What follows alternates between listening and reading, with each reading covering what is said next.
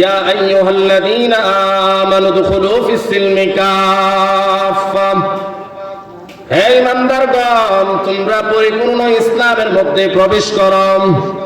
কোন বান্দা বান্দি যদি এটাই ধারণা না করে যে ইসলাম ধর্মটা পরিপূর্ণ ধর্ম, তাহলে তার দ্বারা হেদায়েত আসবে না। আল্লাহ তাআলা বলেন, ও বান্দারা শুনো, আমি ইসলাম ধর্মটাকে পরিপূর্ণ ধর্ম হিসাবে নির্বাচন করেছি। বান্দা তুমি যদি ইসলামের প্রত্যেকটা মৌলিক বিষয়কে, প্রত্যেকটা জিনিসকে সঠিকভাবে আদায় করতে পারো, তাহলে তুমি হবে কামিয়াবি মুসলমান, তুমি হবে আদর্শবান মুসলমান। আমাদের জীবনের পারিবারিক জীবন কিভাবে পরিচালনা করতে হবে, রাষ্ট্রীয় জীবন কিভাবে পরিচালনা করতে হবে, আমাদের জীবনের দৈনন্দিন জীবনের প্রত্যেকটা বিষয় কিভাবে করতে হবে, আল্লাহর নবী সাল্লাল্লাহু আলাইহি ওয়াসাল্লাম আমাদেরকে জানিয়ে দিয়েছেন। এমনকি আমরা যে নামাজ পড়েছি, নামাজ কিভাবে পড়তে হবে, নামাজের রুকু সিজদা কিভাবে করতে হবে, মসজিদে ঢুকতে হবে কিভাবে, মসজিদ থেকে বাইরে হতে হবে কিভাবে, প্রত্যেকটা বিষয় আল্লাহর নবী বিস্তারিত আকারে জানিয়ে দিয়েছেন। জুতা স্যান্ডেল পরিধান করতে হবে কিভাবে, এটা পর্যন্ত জানিয়ে দিয়েছেন। তাই ইসলাম ধর্মটা হচ্ছে পরিপূর্ণ ধর্ম। সূরা নিসার মধ্যে বিস্তারিত আকারে আল্লাহ রাব্বুল আলামিন বয়ান করার পর বলে দিয়েছেন, তিলকা হুদুদুল্লাহ, ও বান্দারা শুনো, আমি তোমাদের সামনে যে সমস্ত বিধিবিধানগুলো আলোচনা করে জানিয়ে দিয়েছি, তোমরা যদি ওই বিষয়গুলো মানতে পারো তাহলে তোমরা সফল কাম। আমার এগুলো হচ্ছে সীমানা। তাই আল্লাহ তাআলা আমাদেরকে যত বিধিবিধান দিয়েছেন, আমাদেরকে যত শক্তি দিয়েছেন, আমাদের কর্মশক্তি, আমাদের শ্রবণ শক্তি, আমাদের বাক শক্তি, আমাদের অঙ্গ প্রত্যঙ্গ শক্তি, যত শক্তি দিয়েছেন, চিন্তা শক্তি, প্রত্যেকটা বিষয় আল্লাহর মর্জি মোতাবেক ঘর নবয় ইবাদত। বান্দা তুমি তোমার নিজের মন গড়া মতো যেটা করো সেটার নামে ইবাদত নয় রে বাবা। তুমি বলেছ আমার বাক স্বাধীনতা আছে, আমি যা ইচ্ছা তাই বলতে পারবো। আমি মাদ্রাসার বিরুদ্ধে বললাম, উলামায়ে কেরামদের বিরুদ্ধে বললাম, হাফেজে কোরআনদের বিরুদ্ধে বললাম। আমি বললাম কেন বলেছ? তুমি বলেছ আমার বাক স্বাধীনতা, এটা আমার ইচ্ছা, এটা আমার স্বাধীনতা। আল্লাহ বলেন না না না, আমি তোমাকে এমন স্বাধীনতা দেই না রে বান্দা। শুনো শুনো, তোমাকে আমি জবান দিয়েছি, তুমি তোমার লাগামহীন ভাবে কথা বলতে পারবা না, লাগামহীন ভাবে কাজকর্ম করতে পারবা না। ওরে বান্দা, তোমার যখন যেটা ইচ্ছে সেটা করতে পারবে না, কারণ আমি তোমাকে কিছু বিধিনিষেধ দিয়েছি, কিছু হুকুম করেছে, কিছু নিষেধ করেছে। বান্দা তুমি মিছা কথা বলতে পারবা না, বান্দা তুমি গীবত শিকায়ত করতে পারবে না, বান্দা দোকানপাটে বৈশা তুমি অন্যের সমালোচনা করতে পারবে না, বান্দা দোকানপাটে বৈশা তুমি ইমাম সাহেবদের বিরুদ্ধে বলতে পারবে না। বান্দা শুনো, তুমি দোকানপাটের মধ্যে বৈশা হাফেজ আবু তাহের হাফিজাউল্লাহর বিরুদ্ধে বলতে পারবে না। আমি ওই সময় বয়ানের মধ্যে বলেছিলাম, কারণ তার ভিতরে সিনার ভিতরে আল্লাহ তাআলার 30টা পারা কোরআনের ঘাত আছে, কোরআনের এলেম আছে। এই কারণে তুমি বলো আমার জবান দিয়ে আমি যাকে ইচ্ছা তাকে বলবো। না না বান্দা শুনো, আল্লাহ তাআলা তোমাকে জবান নামক মেশিনটা দিয়েছেন, সেটা তোমার ইচ্ছা মোতাবেক হলে হবে না রে বান্দা, সেটা হবে আমার মালিকের ইচ্ছা মতো।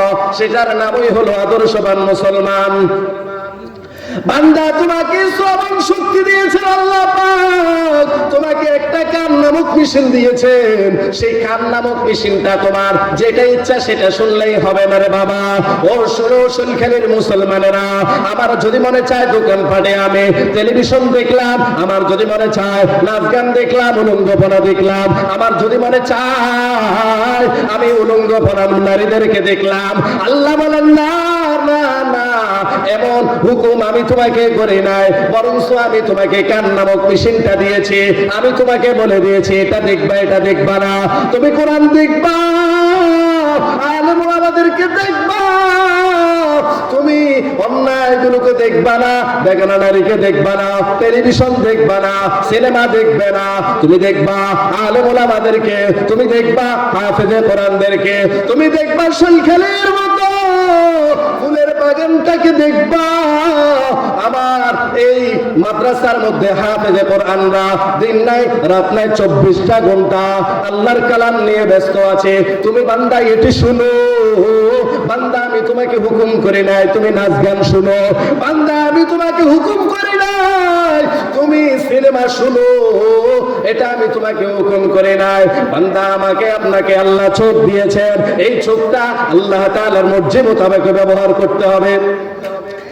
আমার যেটা মন চায় আমি সেটা দেখতে পারবো না, আমার যদি মনে চায় আমি এটা দেখবো না না না না। আল্লাহ নিষেধ করেছেন, আল্লাহ বলেছেন বেগানা নারীকে দেখিও না, আল্লাহ নিষেধ করেছেন কোন হারামখোর কোন এই সে দেখবা না, আল্লাহ নিষেধ করেছেন তাই মানতে হবে। আপনি যদি বলেন আমার আমার যেটা ইচ্ছা আমি দেখবো না না, আল্লাহ বলেন না না না আমি তোমাকে চোখ নামক মেশিন দিয়েছি, সেটা তোমার মোতাবেক হলে হবে না, বরং আমার আল্লাহ যেটা বলেছেন সেটা তোমাকে করতে হবে। কারণ আমাদের এই বডিটা আল্লাহ তাআলা দিয়েছেন আমানত স্বরূপ, আমানতের খেয়ানত করা সবচেয়ে বড় প্রতারকী। আল্লাহ তাআলা আমাদের আত্মা অন্যান্য অঙ্গ প্রত্যঙ্গ দিয়েছেন, দেওয়ার পর বলেছেন ও বান্দা আমি তোমাকে অন্যান্য অঙ্গ প্রত্যঙ্গ দিয়েছি, শুনো শুনো তুমি এই অন্যান্য অঙ্গ প্রত্যঙ্গ দ্বারা তুমি অন্য কিছু করবে না, বরং আমার হুকুম আহকাম গুলো মানো।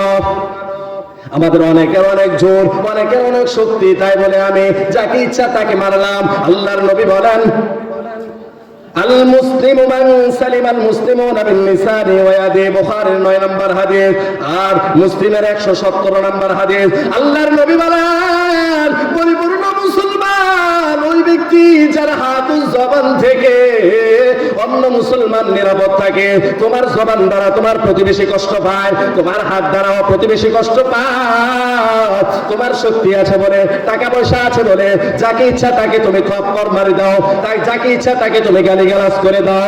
আল্লাহ বলেন না না না তোমাকে এমন করার হুকুম দেয় নাই, বরং প্রকৃত ইমানদার হলো এই ব্যক্তি যার জবান ও হাত থেকে অপর মুসলমান নিরাপদ থাকে। এমনকি আমাদের চিন্তা শক্তির ক্ষেত্রে আল্লাহ বিধিবিধান দিয়েছেন রে বান্দা তুমি যেটা ইচ্ছা সেটা চিন্তা করলে হবে না। তুমি মনে করিও না আমি হাফেজ সৈলখালী মাদ্রাসার হাফেজ ছাত্রদের বিরুদ্ধে সমালোচনা করব, তাদের চিন্তাদের বিরুদ্ধে ষড়যন্ত্র করব। হাফেজ আবুদার হাফিজাহুল্লাহ তার বিরুদ্ধে আমি ষড়যন্ত্র আঁকবো। আল্লাহ বলেন না না না তোমাকে হুকুম দেওয়া হয় নাই। আল্লাহ বলেন ইসলামের মধ্যে শরীয়তের মধ্যে 4 ধরনের চিন্তা ফিকির করা জায়েজ আছে রে বাবা। তুমি 4 ধরনের চিন্তা ফিকির ব্যতীত অন্য কোনো চিন্তা ফিকির করতে পারবে না। 1 নাম্বার আল্লাহর যে কুদরত, আল্লাহর যে কত বড় বড় নিয়ামত আছে রে বাবা, ওই নিয়ামত গুলো তুমি চিন্তা ফিকির করতে পারবা। আল্লাহ বলেন ওয়া ইয়াতাফাক্কারুনা ফি খালকিস সামাওয়াতি ওয়াল আরদ। ও বান্দা শুনো আমি তোমাদেরকে যে নিয়ামত রাজি দিয়েছি রে বান্দা, তুমি এই সমস্ত নিয়ামত রাজির কথা চিন্তা ফিকির করো। 1 নাম্বার। 2 নাম্বার হচ্ছে রে বান্দা কবরের কথা চিন্তা ফিকির করো, আখিরাতের কথা চিন্তা ফিকির করো। আল্লাহর নবী মায়ার নবী বিশ্ব নবী রাহমাতুল লিল আলামিন জানিয়ে দিয়েছেন আকসিরু যিকরা মিন লাদ্দাতিল মাউত। তিরমিজি শরীফের 2357 নম্বর হাদিস। আল্লাহর নবী বলেন ও উম্মতেরা শুনো তোমাদেরকে আমি যে চিন্তা শক্তি দিয়েছি ওই চিন্তা শক্তি তোমার মন গড়া মতো হলে হবে না, বরং তুমি তোমার আখিরাতের চিন্তা ফিকির করো, মৃত্যুর কথা চিন্তা ফিকির করো। মৃত্যুর পরে আমার কি চিন্তা ফিকির, মৃত্যুর পরে আমার কি উপায় হবে, এই কথাগুলো বলে দিয়েছেন আল্লাহ রাব্বুল আলামিন। তুমি যদি আমি যদি সফল কাম হতে চাই মৃত্যুর কথা চিন্তা করতে হবে। 3 নাম্বার হলো উম্মতের নাজাতের ফিকিরের চিন্তা করতে হবে। উম্মত নাজাতের ফিকির করতে হবে। উম্মত আজকে জাহান্নামের দিকে চলে যাচ্ছে। আমাদের এলাকার দিকেও তাকাইলে দেখা যায় মসজিদ কত কত মসজিদ কত মাহফিল, মুসল্লি নাই মুসল্লি নাই, ওয়াজের প্যান্ডেলে বক্তা আছে কিন্তু শ্রোতা নাই। কি চিন্তা করতে হবে তাদেরকে কিভাবে জাহান্নামের আযাব থেকে বাঁচিয়ে জান্নাতে নিয়ে যাওয়া যায়, এই চিন্তা মগ্ন থাকতে হবে। 4 নম্বর চিন্তা হলো বান্দা তুমি সফলতার চিন্তা ফিকির করো। তাই আমাদের প্রত্যেকটা বিষয় চিন্তা ফিকির কি করতে হবে তাও আল্লাহ জানিয়ে দিয়েছেন, নবীজি হাদিস শরীফের মধ্যে জানিয়ে দিয়েছেন।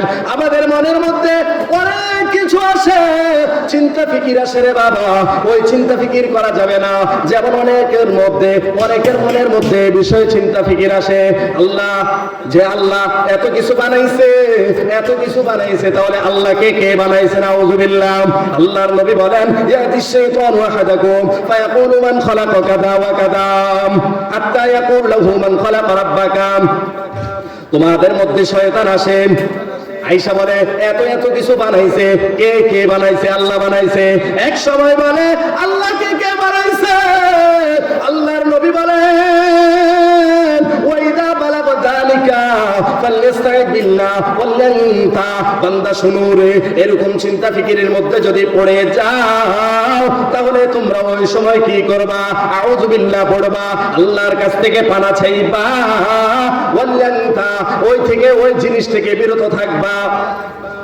ফাল্যাকুল আমানতু বিল্লাহি ওয়া ফি রিওয়ায়াতিন, অন্য রিওয়ায়াতের মধ্যে আছে বান্দা আমানতু বিল্লাহি ওয়া মালাইকাতিহি। এই সমস্ত জিনিস তুমি পড়ে ফেলবা। আমানতু বিল্লাহ, আমি আল্লাহ তাআলার প্রতি বিশ্বাস স্থাপন করি। আল্লাহকে কে বানাইছে? তোমাকে এটা চিন্তা করার জন্য আল্লাহ বানাই নাই। তাই আমরা এই সমস্ত বাজে চিন্তা থেকেও হেফাজত থাকতে হবে, কারণ আল্লাহ তাআলা বলে দিয়েছেন, ও উম্মতেরা, ও আমার বান্দারা শোনো, আমি তোমাদেরকে বানাইছি, তোমরা আমাকে নিয়ে চিন্তা করিও না, আমার কুদরতগুলো নিয়ে চিন্তা করো, তাহলে তোমরা আমাকে পেয়ে যাবে। এই সমস্ত চিন্তা ফিকির গুলো করার কারণে আমি অন্যের বিরুদ্ধে সমালোচনা করলাম, অন্যকে কিভাবে শেষ করা যায়, অন্যের বিরুদ্ধে কিভাবে এই করা যায় সেই করা যায়, অন্যের সমালোচনা করলাম, অন্যের গীবত করলাম, এই করলাম সেই করলাম। এই সমস্যাগুলোর কারণে আজকে সমাজের মধ্যে দ্বন্দ্ব। তাই আমরা যদি এই সমস্ত বাজে চিন্তাগুলো ছেড়ে দিয়ে আল্লাহ তাআলা যে সমস্ত হুকুম আহকামগুলো বলে দিয়েছেন তার প্রতি একনিষ্ঠবদ্ধ হয়ে যায়, তাহলে আমাদের সফলতা। তাই আল্লাহর নবী সাল্লাল্লাহু আলাইহি ওয়াসাল্লাম বলে দিয়েছেন, ইয়া আইয়ুহান নাস কুলু লা ইলাহা ইল্লাল্লাহ তুফলিহুন। হে মানুষ, তোমরা লা ইলাহা ইল্লাল্লাহ পাঠ করো, তাহলে দুনিয়া ও আখিরাতে তোমাদের সফলতা। সূরা বাকারার মধ্যে আল্লাহ তাআলা জানিয়ে দিয়েছেন, উলাইকা আলা হুদাম মির রাব্বিহিম ওয়া উলাইকা হুমুল মুফলিহুন। এরাই তো ওই ব্যক্তিরা সফল যারা তাদের প্রভুর পক্ষ থেকে হেদায়েতের উপর আছে। বান্দা তুমি যদি, আমি যদি আল্লাহ তাআলার যে বিধি নিষেধগুলো আছে রে বান্দা, আল্লাহ তাআলা বলেছেন দৈনিক 5 ওয়াক্ত নামাজ পড়ো, আল্লাহ তাআলা বলেছেন মিথ্যা পরিহার করো, আল্লাহ তাআলা যে সমস্ত নিষেধাজ্ঞাগুলো আমাদের করেছেন ওই সমস্ত নিষেধাজ্ঞাগুলো থেকে বিরত থাকাই হলো মুসলমানের কাজ। যেই সমস্ত হুকুম আহকামগুলো করেছেন ওই সমস্ত হুকুম আহকামগুলো মানার নামই হলো আদর্শ মুসলমান। তাই এই সমস্ত বিষয় থেকে আল্লাহ তাআলা আমাদেরকে সতর্ক করেছেন, ও বান্দারা শুনো, আমাকে নিয়ে তোমরা চিন্তা ফিকির করিও না, বরং আমি তোমাদেরকে যে আদর্শ দিয়েছি, যে হুকুম দিয়েছি, এগুলা মানো, তাহলে তোমরা সফল কাম। আর একটা বড় শিক্ষা দেওয়া হয়েছে, আল্লাহুম্মা হাফিজনা মিন কুল্লি বালাইদ দুনিয়া ওয়া আযাবিল আখিরাহ। হে আল্লাহ, তুমি আমাদেরকে দুনিয়ার সমস্ত আযাব গজব থেকে হেফাজত করো। তাই আমরা সকলেই আল্লাহ তাআলার হুকুম আহকামগুলো, আল্লাহ তাআলার মর্জি মোতাবেক প্রত্যেকটা কাজ করার তৌফিক দান করুক। সকলে বলি আমিন। ওয়া আখির দাওয়ানা আলহামদুলিল্লাহি রাব্বিল আলামিন।